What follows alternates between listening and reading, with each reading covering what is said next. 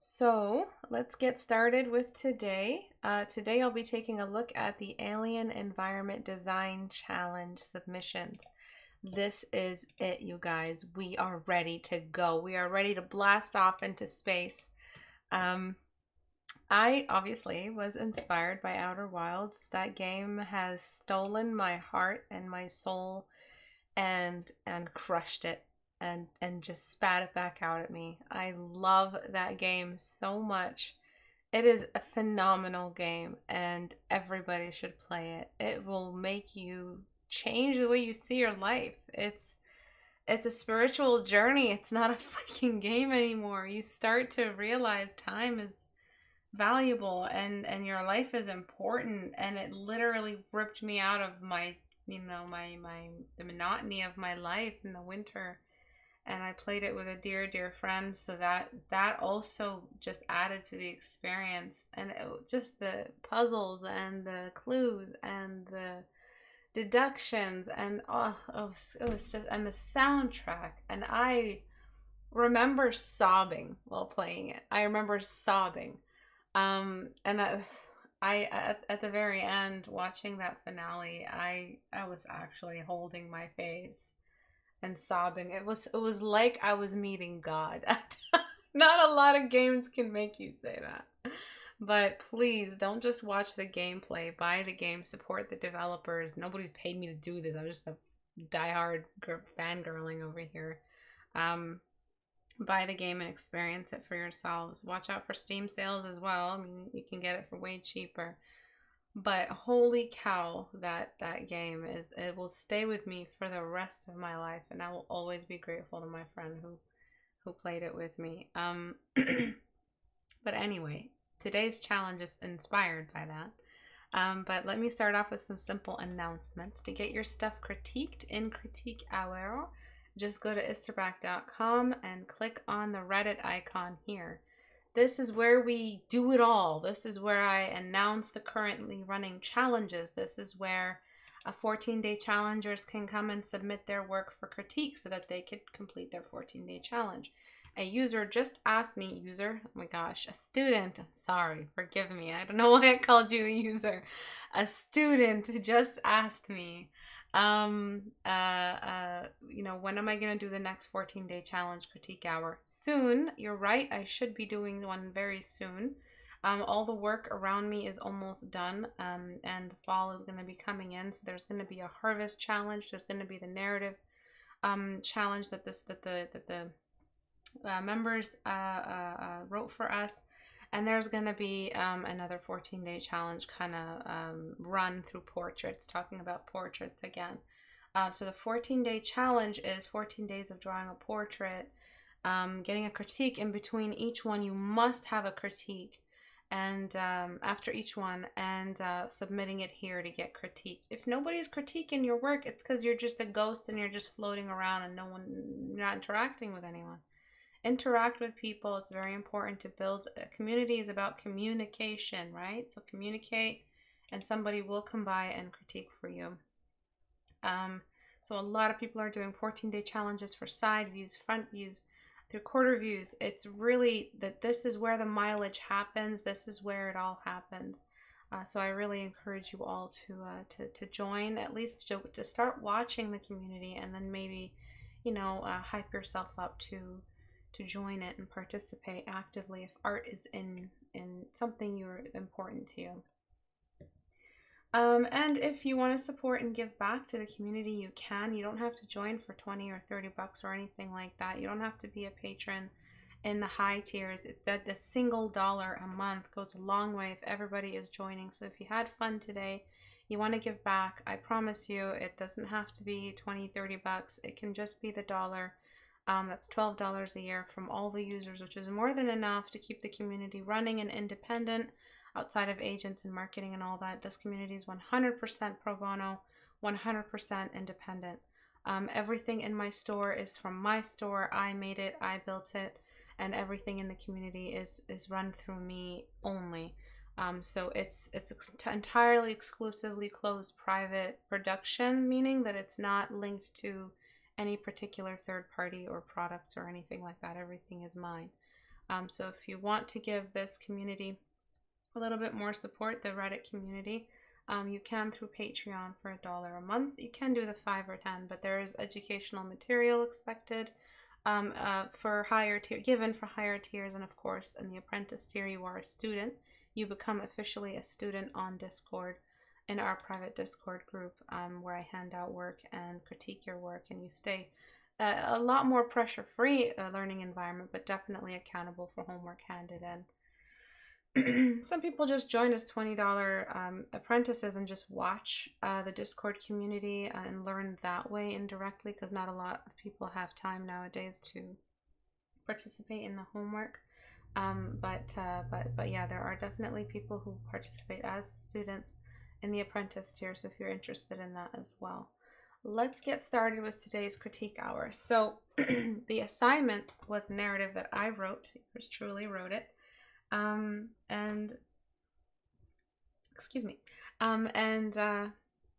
It's about a character who has been sent out in a spaceship to explore planets.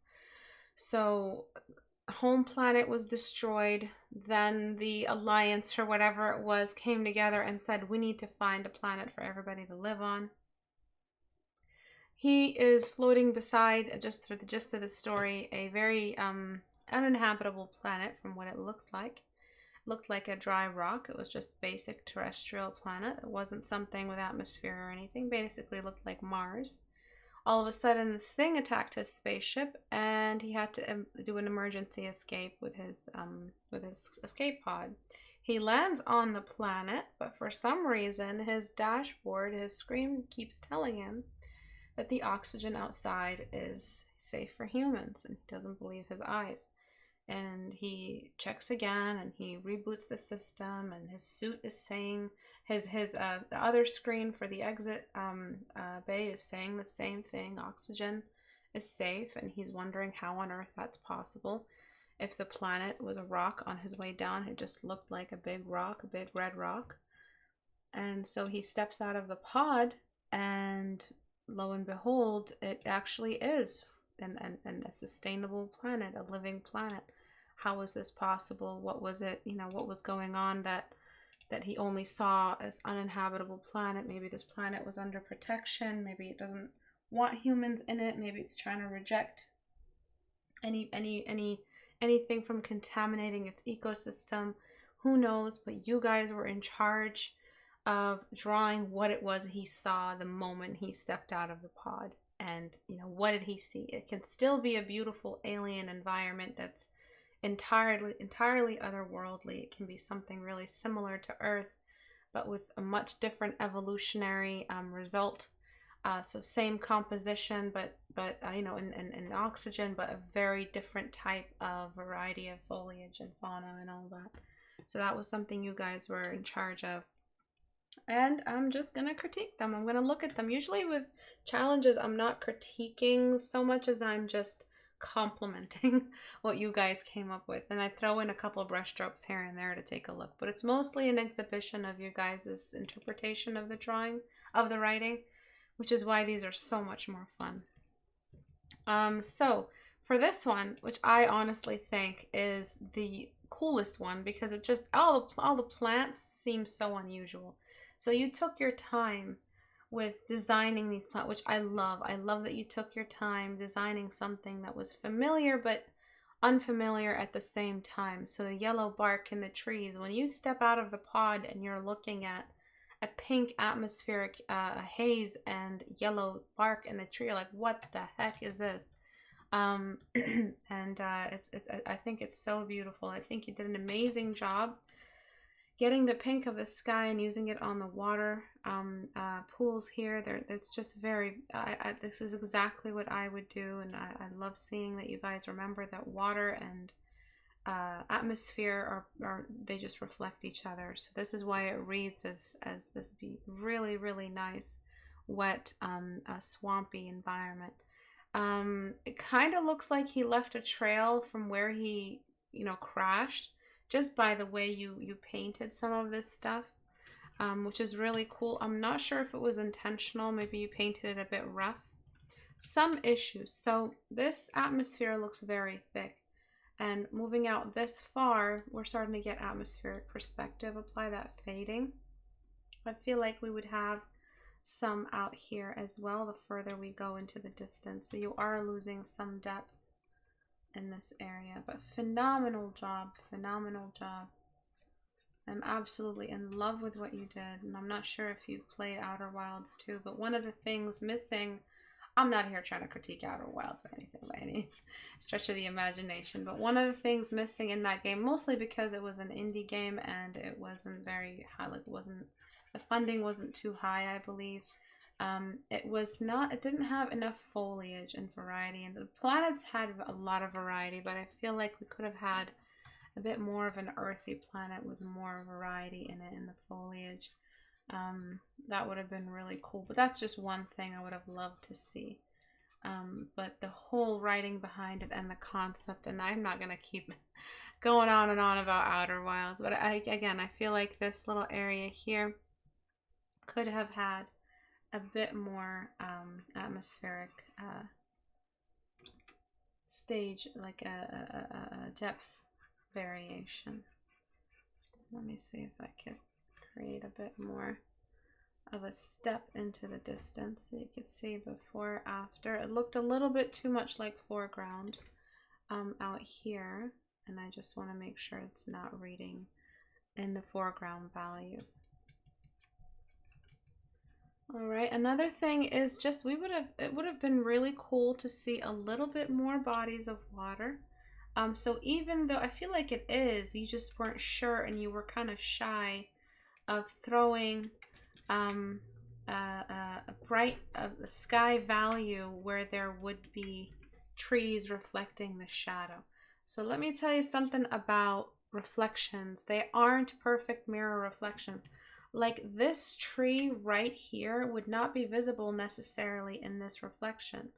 I'm not sure where this reflection is coming from either. So between the abstractness of the science of reflection and the beauty of having more bodies of water in the obviously the more bodies of water is more appealing. You can just rely on the fact that reflections are abstract in the way we understand them, and so you can get away with a lot just because they're abstract. If you feel like it's too much and you want to show some reflection, you can just show some simple distortions in the surface the closer you get to the higher levels of the like the terrain here.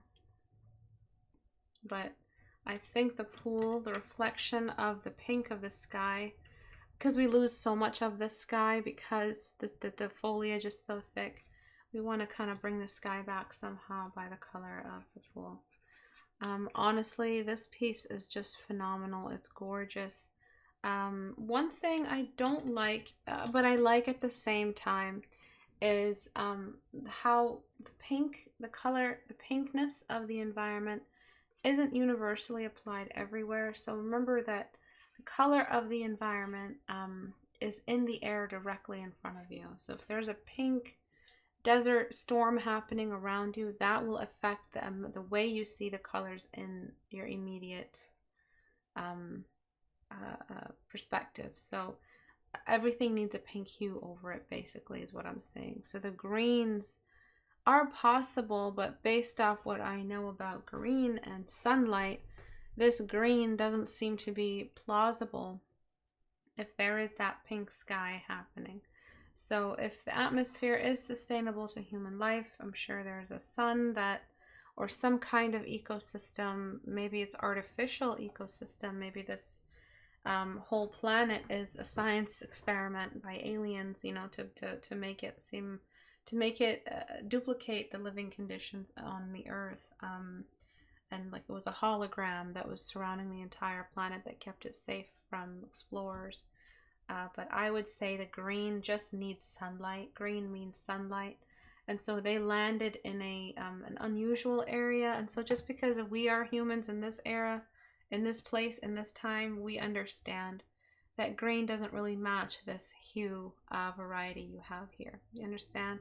So just based off what's good to our eyes and the eyes of the viewer. If you want to make it look like an Alfonso or Alphonse Mucha kind of color correction, or something a little bit more Salvador Dali, or something a little bit unusual, you can do that as well. You can play with the colors and leave it there. But my eyes do wish they were seeing a little more pink and a little less of this green here that's very yellowy. I mean, this yellow that's very green, and this rich blue sky almost green in the background.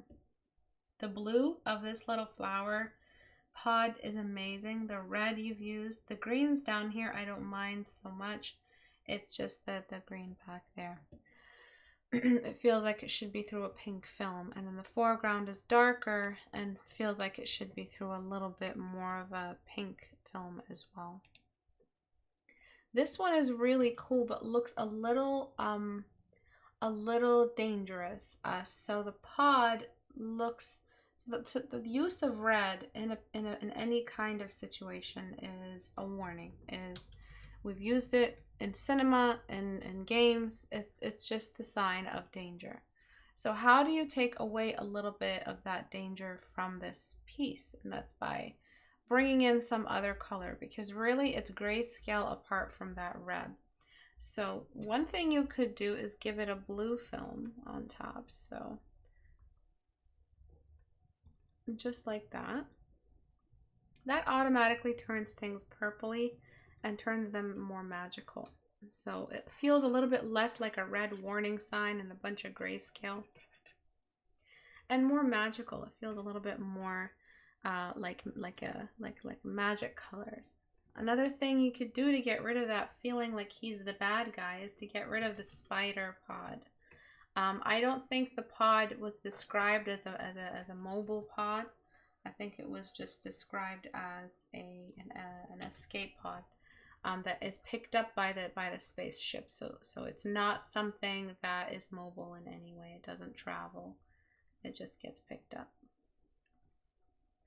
All right, and so you have a bit of a confusion here when it comes to the light coming out of the cave. So it's okay that he landed in a cave. That was up to you. That was in your creative realm, your creative liberty. But I would say be careful with the cave entrance being confused with the water reflected on the cave, that water surface reflected down. So I would say make it a little bit less of a big blob of light and show us where the ray is properly. And I don't know why I took off my glasses. And where the water reflection is. And when it comes to water reflection, the whole water surface could be whiter, because at the end of the day, it's 100% more reflective than unless it's super, super murky, it's completely more reflective than anything around it. The terrain around it is less reflective, meaning that the terrain would have reflected more of the sky had it had more reflective qualities to it. The water is going to reflect more of the sky, and it's pointing up at the sky, even if the light is not shining on it directly. Light follows different rules. I mean, water follows different rules because it allows light to go inside it and swim around in there. So you are allowed to brighten that lake a little bit more, or that pond. Another thing you did was the perspective of the water. This area here is just a little bit too it's not flat enough. So if you were to just flatten it a little bit more, it might help you. It's hard to pull off because you see how it feels a little bit stretched. So what we want to do is compress so that it looks like it's in the distance. It looks like it's on top of the surface. There's many ways to do it. There's kind of bringing all this area, and I'll talk about that in a second, bringing the cave down. You can bring this whole area down and then stretch that out with liquefy, or you can just extend the lake to make it a little bit bigger. What I'm going to do, because it'll help the canvas, is I'm going to bring the whole lake down, the cave entrance down, because it does seem a little bit displaced in the canvas. It's not in in an ideal position. And I think that'll help us flatten out that pond. So you see how the feeling of danger is gone now that we got rid of the spider legs and the pod, which makes it look like an evil alien's travel, you know, the way it travels. And it's like a little automobile or something, and then it kind of looks like an insect as well, so we associate danger with that. We're not really seeing just like an explorer anymore. We're seeing an antagonist explorer, or an unfriendly intelligent life. We want to see what was written in the prompt. And the reason why it's important to follow prompts is to teach yourself how to work with people who have given you a story you can't deviate from too much. All right, and then I'm going to color correct the pool so it has a bit more color to it that might encourage some subsurface scattering to come out. And then maybe it has some red in it as well, which might be cool. Cool pool. Okay, so we've tucked that this way. I'm tempted to just move it all this way, just so that cave entrance is still doesn't feel displaced or anything like that. I don't want to mess too much with where you put everything. But it does definitely need to be moved. And then you've got these cool mushrooms, which I think are very, very nicely placed. So he landed at night in yours, in your interpretation, and that's fine. So we just need to see that depth change. So I'm going to darken with levels, actually. I'm going to darken with levels so that that foreground is nice and dark. And then I am going to either, so you have a lot of options. You can blur the foreground for that perspective, that cinematic perspective, which doesn't really damage the piece much at all if you were to blur it. You just have to put something here. So if this is the foreground blur, you just have to put something in the midground that'll make it look a little bit more interesting. So that we have something to inherit the focal point lost by blurring the middle ground, the foreground. And yes, the foreground can contain a focal point to it. Okay, so what do we do? What's inherited this next focal point, that, you know, this focus that we've lost by blurring the foreground? Well, we can get rid of this guy and bring in someone walking here with a flashlight, kind of looking around, shining a flashlight at the environment nearby. And he's got his suit, but he doesn't really have his helmet. Maybe he's got his helmet nearby just in case. And he's just standing around, kind of looking at the scene. Maybe his light is flashing. Well, his light should be flashing towards the darker areas. That way you have middle ground, object of intrigue, background, story, establishment, which is the pod, and then foreground, scale, establishment. So it's a lot to be done. There's a lot more that you could do with this piece. And it's mostly in the ideas range, less in the fundamentals, because we just need to see how you're executing these ideas and then make the fundamental mistakes after that. So it's not like this piece is rampant with fundamental mistakes. It just needs more story. It just needs more stuff in it. And sometimes, and this is my advice for all students who have issues filling up a canvas, is go watch a movie, go look at a game, some gameplay. It'll really inspire you on how to fill up the scene. It'll give you an idea of what's missing and what you could be including in your piece. But you definitely need a little bit more composition here. So I recommend some extra plant life, obviously, because this is a life-rich planet. So some more mushrooms, maybe. Some little creatures with their heads out. Maybe they look a little silly, or maybe they're just little fox-like creatures. It seems like in Star Wars, every planet is like habitable. Maybe there's snakes. No. It's just a cute little bunny with its ears perked out. I don't know how to draw a bunny anymore. Maybe it's got its ears perked towards the explorer. Maybe he's standing here somewhere instead, and he looks a little bit bigger. And let me just look at the navigator real quick, and then maybe some more plant life or animal life over here. It's kind of like a duck animal. It's a duck rabbit thing. A dabbit. And then you could bring in some other bioluminescence that's illuminating the back of these rabbits so they're a little bit more visible. There's a lot more you could do. As for the background, you definitely need to flatten out this water surface wherever it meets the cave, because the way to make something look like it's on the surface of the earth is to just flatten it, because the surface of the earth from where we're standing is flat. Not a flat earther. The earth is round, but it looks flat. That's why you have idiots like flat earthers. So the closer it gets to you, the more wide things get. So you see how this looks like a river, because the latitude lines are now separate from each other because they're getting closer to us. But the closer they get to the horizon line, the more compressed they get because they're getting further away. Because we're not in bird's eye view, we're looking down at the surface. So if we were bird's eye view and we were looking down at a grid pattern, we'd see perfect squares. But if we're a person standing on the surface of the earth looking at the same square grid, it would look really, really compressed, just like that. We wouldn't see every single square at all. So things look compressed, and that's why we compress the river the further it gets and closer it gets to the horizon line. So that's why you need to compress this little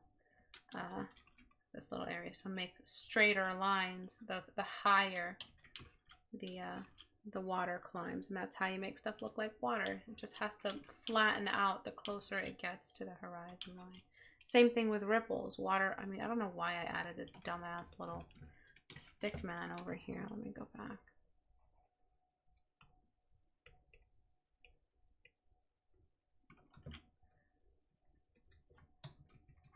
Excuse me, sir. Your services are no longer required. Thank you. And then as we start exiting the cave, we can start using brighter values that kind of open up show how the cave is opening up in the background somewhere out there. And this little thing doesn't climb up. It's just a straight line. This whole area is a straight line, and the river goes in and hides behind this rock on which the pod is resting. Okay, so that's the thing with environments, is that the rules of the environment are very scattered. They're all over the place. Rules of nature as it unfolds in an environment are entirely based off what you picked for the design. So there's no particular index or codex that I can make that students can use for, I mean, there is, you can, but it would be very general. That students can use for environment building. Do it, try it, and then look at a reference and just observe the perspective lines on a reference. So when I say the word perspective, a lot of people just freak out. No, not perspective, not math, no, high school art, no. And they just run away from environments altogether. But perspective in natural organic patterns is actually really forgiving. I mean, I'm doing really basic perspective choices here. I'm not doing anything particularly unique or measured or unusual or mathematically, like architecture or something like that. It's just as long as I'm using shift and mouse to create the illusion of compression as I go higher, so I'm using straight line brush strokes, I'm pretty much addressing every perspective issue in this piece. Because the foreground here doesn't need a lot of encouragement to feel like a foreground. We blurred it and we enlarged it, and now we're looking at things as if we're the bunnies. So it's just about the surface of the water, and it's not like the surface of the water is a mechanical thing that needs perspective. Like if you were designing the pod, you'd need perspective lines, and Scott Robertson on that. But But when it comes to trees, rocks, rivers, bodies of water, compressing into the environment, that's all you need to know, that little grid line I showed you, that little grid pattern. Because the plant life is so luminescent, you might want to mess around a little bit with stalactites and all that stuff. So let me show you other ways to, I might not go this in depth with all of them. I do want to dedicate my time in these today, so it might be a long-ish class. But yeah, I do want to just take my time with one, at least one of these to talk about environments. That was why we were doing the environments. So wherever the light starts penetrating through the edge of the cave entrance, that's when any bioluminescent rock or anything like that should start getting that subsurface scattering, as you can see. So that's something you could do, some rim light, and I'm gonna just go ham with the dodge tool. Just some rim light on the edge of the cave entrance, just to show, maybe if you want it, just to show how the plant life is catching some of that light.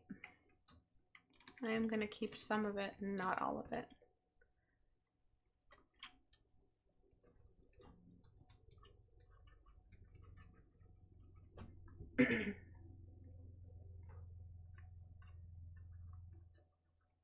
Okay, and then I'm gonna try to flesh out these little characters here.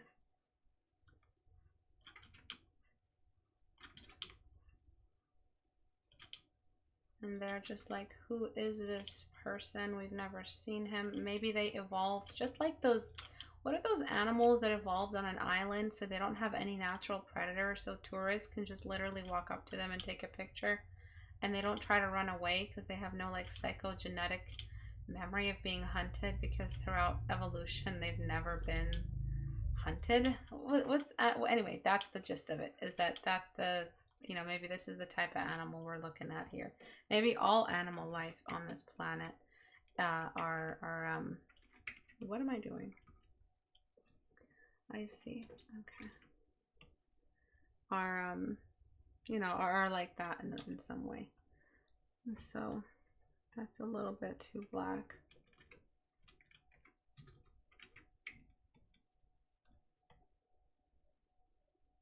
It's pretty shitty rabbit. But you know what, maybe the sketch lines are better, that way you can just do your own thing when you're ready. And then I'm going to push the reflection of this water one more time and get the reflection of that little cliff in place. And in order to do that, I need a new layer. I'm not going to be trying to flesh those out. I'll be here for an hour.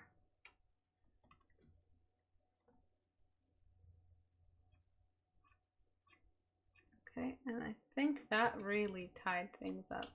So you'll see it in a second once I am done. So environments are so much fun, because as long as you learn that perspective compression along the horizon line, you can paint any environment you want. Well, how do I know what to do with the water? I don't know what to do with the rocks. Okay, look up a reference for the rocks. You understand your organic and geometric form studies. So basically just see them as a bunch of cubes, and then you don't need perspective on organic objects that much. You know, if you have cylindrical trees, you need a bit of perspective. And then of course there's just the basic rules of reflective surfaces, non-reflective surfaces, etc.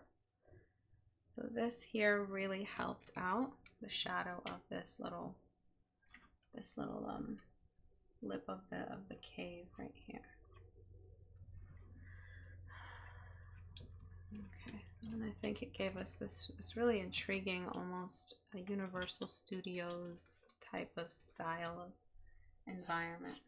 And yeah, that's another thing. You can stylize environments as much as you want. So imagine if you added a little bit more of that plant life. You brought in some, you added the guy walking around. Maybe this rabbit's too big, honestly. Maybe get rid of it. Maybe like put this rabbit here. You know what? I am gonna go back before I added these dumbass rabbits. And alright,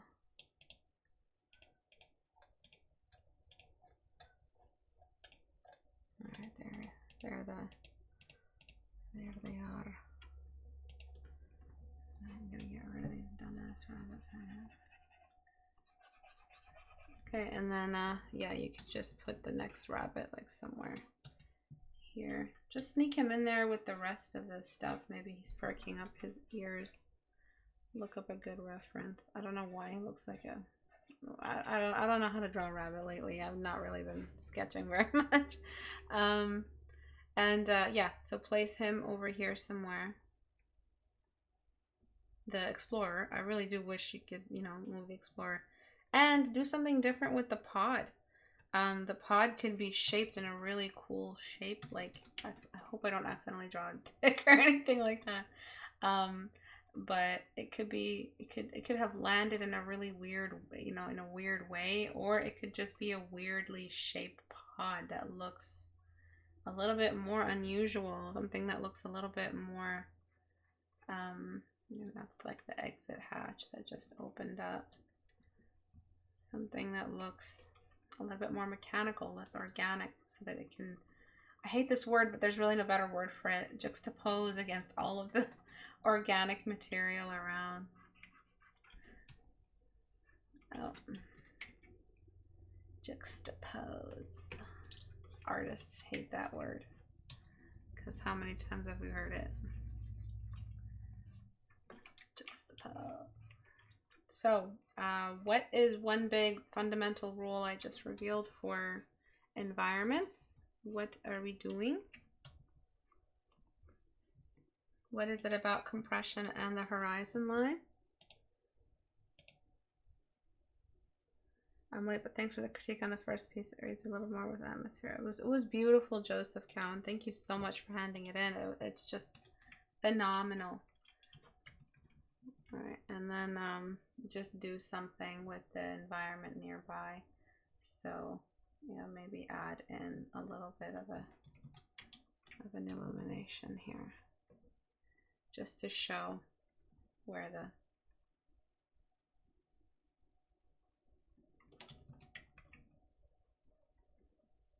honestly, I cannot believe that people are not getting notifications. It's really frustrating.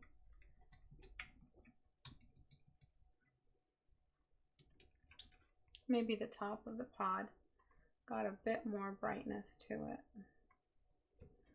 than the rest. I'm just trying anything here. You can keep it dark if you like as well. I feel like there's just a lot of dark happening. And over here you could show a little cave life that's catching some light, that has its own little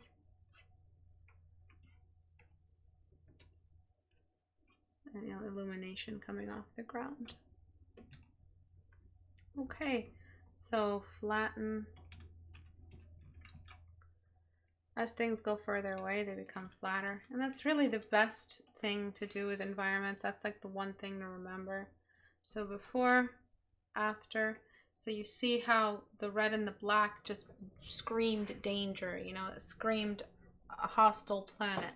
It screamed hostile life force. It screamed like it was just, this guy was about to die, all right? It was a sure death. But here we kept some of the red and purplified it a little bit, and now it looks more like a magical environment. It looks a little bit more like something an explorer found. It wasn't necessarily a horror, you know, interpretation, but it might have been, and that's fine too. It could very well be a horror space story, and he lands on a fake trap, you know, environment, a planet that pretends it's oxygen filled, but really it's just one big evil dark bramble or something. Before, at least with the composition, you put the point of interest in the top left of the canvas, which is not a good idea. You had no real atmospheric depth with objects further away. The cave didn't really act like the water in the cave didn't really act appropriate. The water is allowed to have a little bit more momentum to the light that moves inward. The light has a lot of momentum to it, I mean, and it can go inside the cave quite a bit. I changed the light. There's no more God ray. It's just an ambient reflection back, and then the foreground was blurred, so it created a bit of a cinematic drawing in towards the cave. We just need our little explorer guy right here. So much fun. I'm having so much fun. I wanted to take a look at this one next because it's a bit different, and then I'll go back to the others. This one, definitely yes, photo bashed. But we can apply some of these rules to it. It's space, so there's not a lot of atmosphere. It's bare space.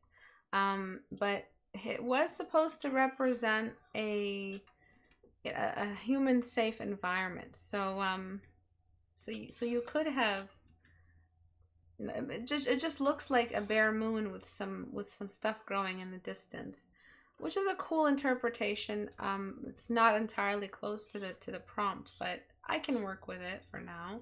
It just seems like, you know, it's the bare moon surface. There's no atmosphere, and that's why he still has his stuff. So one thing that you're missing, since these are acting like a light source, is the fact that, you know, they're glowing. Another thing is you need to make some creative choices here. So you can darken the foreground so that it's a little bit, you know, out of the way, to encourage the fact that he's in the, you know, this area that is in near proximity, that is glowing, and is therefore the focal point. And then what you could do is just pretend that, you know, the light barely breached and there was some kind of long shadow that he's part of, just like that. And then you could cast his shadow further down, so you have something happening on his person that isn't necessarily distracting from the focal point, but has helped the focal point in a lot of ways, because it's darkened the lower half of the painting. So let me see if I can pull off making the shadow blurred without destroying everything.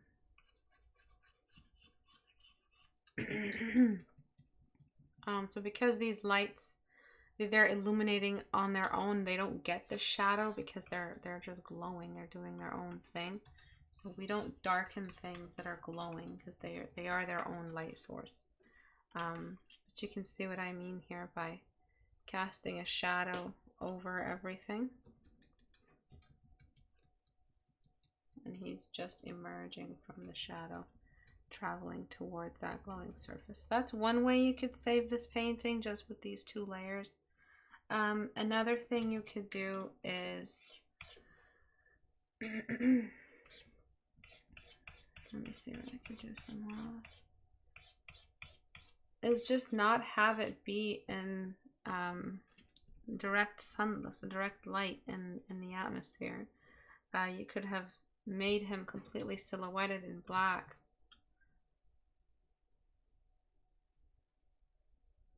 And put him in a dark environment that's completely dark. So let me see if I could do this. And so I'm going to darken the area under him. This is crazy controversial. I'm doing some controversial shit right now. Okay, but the light of the trees is salvaging a lot of that, so we get to see him through the trees. It looks more like, you know, an acid trip or something. You know what I mean? Like it looks a little bit like it's not an actual thing happening, but that's why it's magical. Maybe, you know, we've all been to places where we're like, is this even real life right now? Like watching the aurora borealis must feel like you're tripping out, but it's just natural events, natural nature. So I'm gonna boost up that light emanating from those trees, and it's really cool. It's gonna look like clouds. And then I'm just gonna throw in a body of illumination running across. So trying to combat the light of the sun on this moon-like surface is just, you should not be trying that, because that's a really strong direct light. It's like shining a flashlight on an ant. It's just too much light. By the way, I'd like to take a moment to speak on behalf of all of space when I say space doesn't want you there, Jeff Bezos. Please go back down to the cave that you crawled out of. Who the hell does he think he is? After playing Outer Wilds, space is my territory. How dare he? How dare that worm protecting, like WYRM, protecting his hoard of gold, think that space wants him there? Like, do you think you're gracing space by going to... Who are you? Are you a deep thinker? Are you a philosophical thinker that in order to show you space, like, what would have happened if we threw Galileo up in the air, you know, in the sky, not in the air, in the sky, and told him to look at the earth? Like, look at the waste of money and the waste of space, you know, that Jeff Bezos is, that he volunteers. Why Jeff Bezos, you piece of shit, why not go find a scientist, a scholar, a Nobel Prize winner, somebody to go to space instead of you? You piece of ass, you piece of butt dirt. How dare you go up into space like space needed you there? You're not a deep thinker. You're not a philosopher. You aren't.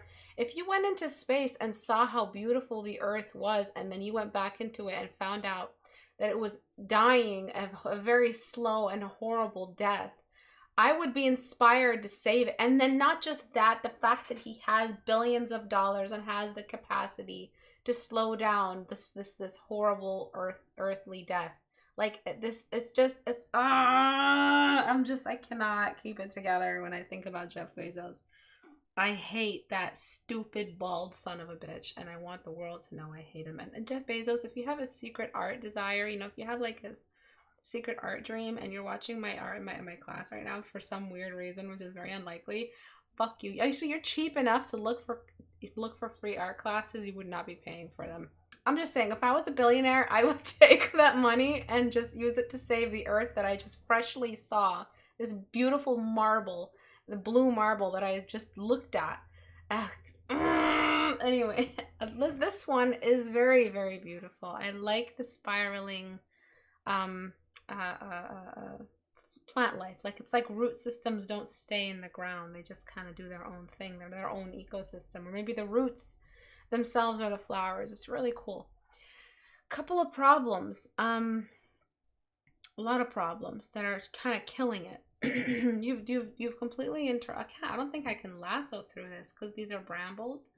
I don't think you are thinking about the levels of depth required to pull off this much detail in the foreground. Like the fact that you really have to brighten up that midground for us to see these little brambly details. This fucking Jeff Bezos, man. Stupid asshole. I'm gonna go into space. Space needs me. Bye, guys. Bye, guys. It'll make me a better businessman, and I'll be an entrepreneur. And and I won. I won humanity. I got into space. I made $1 billion of depressed workers peeing in bottles. I made it, guys. I succeeded in human. I beat human. High level. Dumbass. The world literally hates you. The world hates you. What the fuck is space gonna do with you? I wish an alien found you and raped you up the butt. Came back a changed man and tried to save the earth. That'd be a nice story arc. But no, nothing happens in that realm. Nobody gets raped by aliens. Nobody gets raped by aliens, and that God forbid anything interesting happens to us. Anyway, I'm sorry. I'll stop. Like, could just one guy get raped by aliens? I'm sorry. I'm turning into after hours mode. I'll turn it off. I'll turn it off. I promise you. Alright, so I'm going to do something a little controversial. I am going to try to cooperate with this lasso, and it did not work. But it's okay, since I just got the majority of... So see how now that foreground... Did you see the petition to keep Jeff Bezos in space? No, but I would have signed it. So I'm bringing that stuff of the background in the foreground in the foreground again now, And I want to show you how much more you could have had, but show you in a very chopped up way. I hope you forgive me. So you need more twisty twisters, all right? You need so much more. It's not enough. One little twisty thing looks more like a creature than it does a, you know, like something that is part of a greater ecosystem. It looks like this little tree is just talking to him. It doesn't feel very rich. The environment feels very deprived, just like Jeff Bezos. So we need a little bit more encouragement here. I don't know why space let him come back down. I don't know why the secret alien space organization, which obviously exists, it has to, and they've just been avoiding us because we're a bunch of turds who are shitting on our own planet. I don't know why they let him come back. I mean, like, why? Why not just take him? Take him, you guys. Take him and don't let him come back. But you know what? We need to do this shit ourselves. We need some guillotines. We need space guillotines. No tax paying. Have an ass. So let me show you really quickly, just a quick representation of what you're missing and how much more twisty twisters you're gonna need to pull this off. So I'm just using Darken. Darken is actually being really cooperative today. And it's just letting me go ham here. So, you know, forget those little brambles in the foreground. It's twisty time. And you can get away with a lot. just with all of this. So this is what I mean by like visualizing. I'm trying to give you a little quick little visual on what the heck you could get out of just adding more. And not just that, boys and girls. I am going to duplicate these layers. Oops. And then do some atmospheric fade on some of them. So merge layers, duplicate, shrink, and lower the opacity. Change layer order. And just show how there's even more happening in the background. Look at that. All right, so this is what I feel like your piece is missing. I feel like it's not, it doesn't feel like he just landed in a really unique part of the environment. And just get this.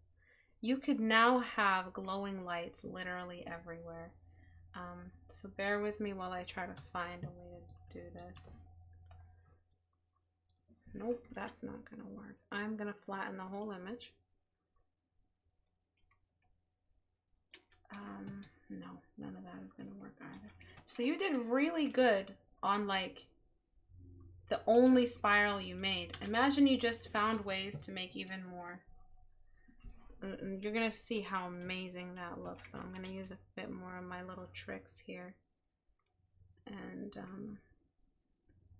throw a couple more. Nope. Merge down. Now I have 2. Look at that. I'm gonna merge that down. Now I have 4. I am populating. Okay. So this is how you could work with really large scale images. Just use the Photoshop tools to your advantage. There's no reason why you can't. And then before I do that, I am going to darken that background color quite a bit, because you really don't need ridiculous little unblended, unblurred God rays like that. What you need is just one good God ray. And I'm gonna go and get my Istebrak circa 2014 brush set full of matte painting brushes that I used to do when I was freelancing back in the old days. And I'm just gonna pick one good little God ray to throw in.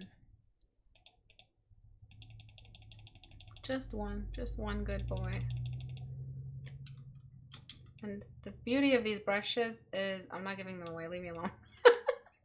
But the beauty of these this brush in particular is it maintains the softness of light, which is the texture of light is soft. And look at that. We're gonna just throw a quick little shadow. Ooh, just like that. What is wrong with me right now? I think I just really have a lot of fun with environments and challenges. That part of me comes out that should just stay quiet. And I'm just trying to show where that light ray is. It doesn't have to be on him. It's not like he's the chosen one or anything. But yeah, it'd be cool if... Nope. If it's showing a little bit, you know, individually, maybe on something in the distance. So all that extra stuff you were doing with this God ray mess right here, get rid of it. You thought it was helping you, it really wasn't. It was just, it was too sharp. Light, God rays, all that stuff need to be extremely soft for it to read as light, especially in the deep thickets of the jungle. Because you're basically drawing up a bramble jungle and the environment around, which is really, really cool, by the way. And then sponge desaturates some of that light so it goes back to being white.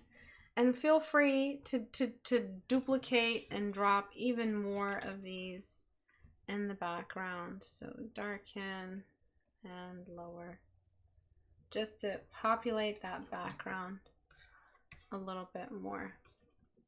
And obviously now this guy is hidden, so you might want to, you know, double check some of that. This doesn't even, this God ray here doesn't even have to be there.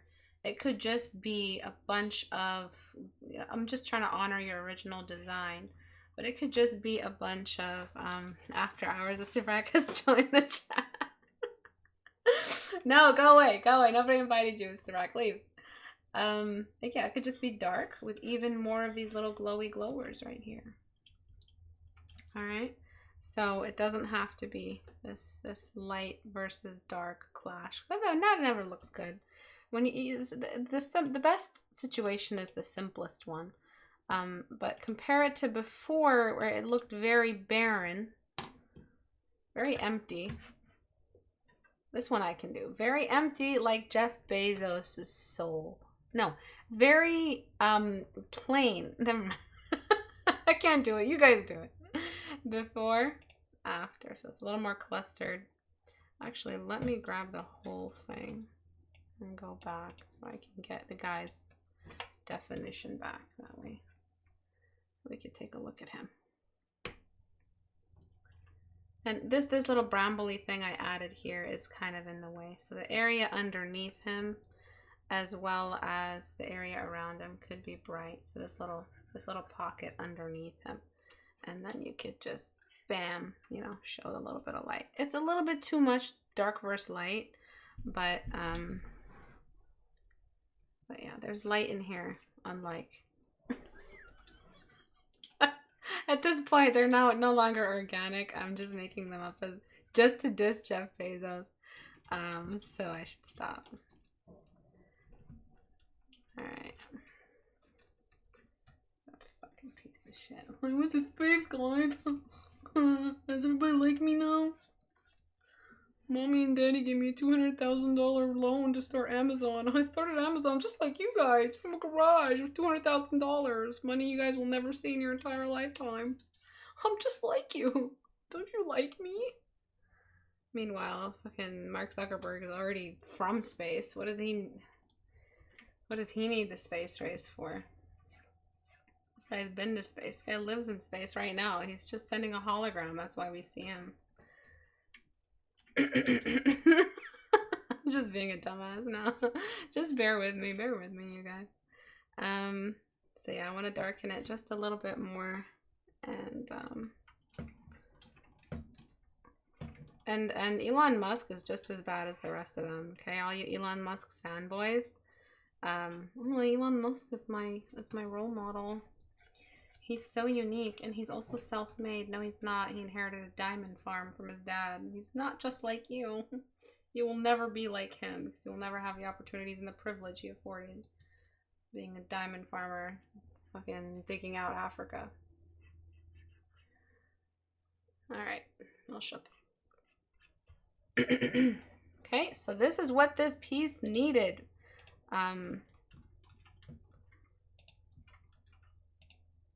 before, after. You needed more life. You needed more plant life in here. Oh no, did I lose my little sparklies? I think I lost my sparklies. Aw. Oh, that's too bad. I really wanted it to show in the after, but that's okay. Don't forget the sparklies. Beautiful job, you guys. And then this one, which is so cool, is a little bit troublesome just because you have a lot of miniature little glowing lights. So let me show you what you're supposed to do in that kind of environment.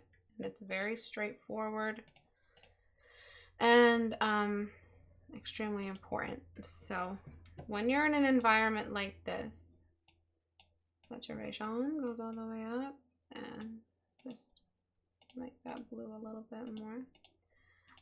You can't really do anything apart from this. Darkening the whole environment and just illuminating wherever you have those little sprites, those little lights. So everything seems to be full of bioluminescence and algae and glow. So why not darken the environment? If you were about to take a picture of a light show, you'd wait for nighttime, right? To take the best picture. If you wanted to have a romantic candlelit evening, would you do it in broad daylight outside? No, people light candles in the evening time at dusk or something like that. So that's the best time to take your picture, your painting, to do it. So I'm going to get my handy dandy retro Istebrak light God ray thing. And I'm going to mess around with the lights a little bit more. I'll put you on soft light. And it seems like they're like tiny little natural street lights coming out of this little plant. Come on, you son of a bitch. Alright, sorry, I don't know what just happened. I just punched my keyboard. And then I'm gonna bam, bam. See that? So now you have this light coming out of this little mushroom, which is really cool, by the way. Really cool design. I've really never seen anything like this. It looks very mechanical, but I guess that's why it's eerie, you know, because it looks so mechanical and unusual. Let me change the light to be a little bit more in tune with the environment. And I'd say that's pretty much it. You don't have a lot going on. You could, if you wanted to, go back and show how maybe there's daybreak in the background somewhere. So before, after, maybe out here there's some kind of triangular or like, you know, pyramid type or rocky, just this like the side of a mountain or something. So it doesn't matter how I select it as long as I crop it off. You know, like some kind of nearby structure. Kind of like in, I don't know if you guys have played Guild Wars, but naturally I played an Asaro? No, what is it called? Asura.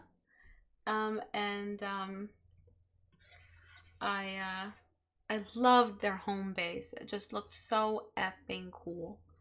And you can see how cool that is. You see that? Because now it looks like there's a structure in the background that we can see clearly. And I'm going to try to show how that structure does have a bit of atmospheric perspective. This is going to be so rough to do, but I'm going to try to do it anyway. I'm going to get my handy dandy soft brush. And I'm going to just show how, you know, it's in some atmospheric perspective. See that? That's good. That.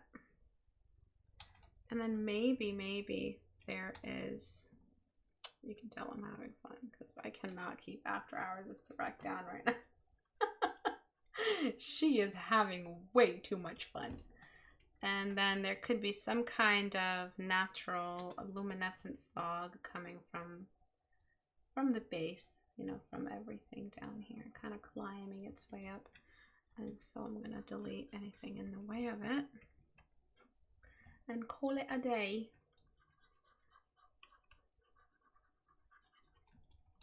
So it's coming from behind, so that's why I'm tucking it behind to create even more depth distribution, more depth separation. Just to show how stuff in the foreground. That looks like a deep jungle thickets, which is cool. And objects still get to glow because the universal darkening of the scene really helped out. Really helped out. So see that fog just climbing its way up, and then I'll put another fog. Dementors are spawning up in this. All right, and then I'll put another one. I'll put another one out here and then delete from there. Look at that. Ooh, things are starting to separate, which sounds much more wrong than I intended. And then a little bit over here. Alrighty, and then a little bit over here. Welcome to Alien Design Challenge, where we mainly shit on Jeff Bezos, Elon Musk, and spam twisty twisters. Exactly. Alright, so step 1, step 2. Let me fix step 1 actually, because it's disconnected. So, moral of the story is everybody should play Outer Wilds. So before, after, you had too many lights going on. You didn't really have a universal environment, you know, something that was bringing everything together, which is mostly that it needs to be dark enough to reveal all of these cool little lights. And then finally, we have another little opportunity to show off some water. And the secret to water is it needs to be flat at the top and compressed as you go up. Flat, compressed, all the little ripples are compressing. They become faster. And then when you're lassoing nearby ripples, you can just curve. But the further you get, the faster your brush should work. So faster, just like that. And then like this. And then just bringing that environment color and bam, just throwing it in there. Now we have water. If you want one, I feel like it doesn't need it because it's such thick jungle fog. We don't really need it. But if you had to have it, I think I might put just a little bit in the distance. And filter, blur, Gaussian blur to blend it back in. And then a couple more little foggy bits, and then some rock surface right here to show this area, and then blur that out. Okay, so you could easily change the color of the environment as well. Like I chose my favorite colors. You could do something a little bit more interesting. I'm not sure if you showed the pod and the guy, but it'd be cool if you showed him as well. And you could play with the colors. They don't have to be blue on blue. You could have like yellow white on blue. There's nothing wrong with that. Ew, that's disgusting. That's just nasty. Give me a I hate color layers sometimes. I have to do a lot of this stuff on my own. So just to give you a quick look at what it might look like if you were to use yellow light. Not a good example, but we will move on.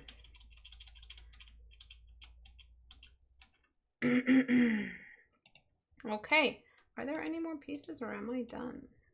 Did I have too much fun? Oh my lord, I'm done. Thank you everyone for joining this challenge. It is very, very fun when we do this because we all get together and work on this same idea, which is so community, you know?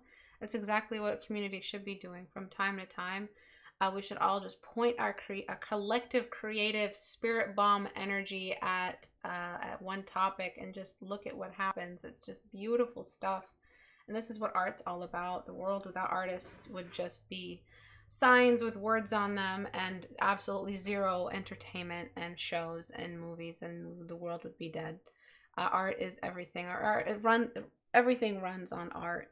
So it's amazing when we all come together and work on challenges like these. Thank you everyone for bringing that little prompt I wrote to life. I hope you guys have fun with the upcoming challenges, and we will have a harvest challenge, so it'll be really, really cool. A couple of years ago we did a harvest goddess. Last year we did spooky characters, I think. I don't remember. We always do something either harvest or Halloween themed. It's always fun. I think the community needs more environments as a whole. I think we all have issues painting environments, and I covered some fundamentals today, but there is, like I said, the list is very long. If I were to ever index it, it would be a textbook of rules that apply to particular little sections of obviously the rules of depth and light environment are very concrete rules, which is why you should always do form studies so you could learn basics like that. But most of the other unique rock by rock, tree by tree, all that stuff is stuff you learn from master studies or environment studies or photo reference pieces, stuff like that. So we need to do more environment studies so we can get the variety, out into people's minds and into people's skills. So if you want to join Critique Hour, go to Istebrak.com and click on the little Reddit icon here. And join the community, please. If you enjoyed today's class and you want to support, you want to give back, please do join as a patron, as a $1 patron. I'd really appreciate it.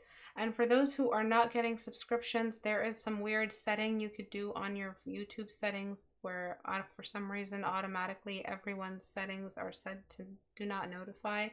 Please turn on your notifications for my channel. I'm not sure why my channel is slowed down. Maybe my videos are too long. But I used to have a high number of viewers for live stream and a higher viewer count if you could just look at the video history.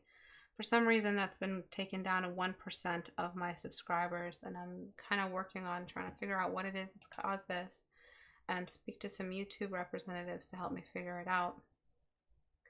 And Portrait Studio is still on sale if anyone's interested in that. Thank you everyone for joining today. I'll see you guys on Tuesday at 5 p.m. Eastern Time. Bye everyone.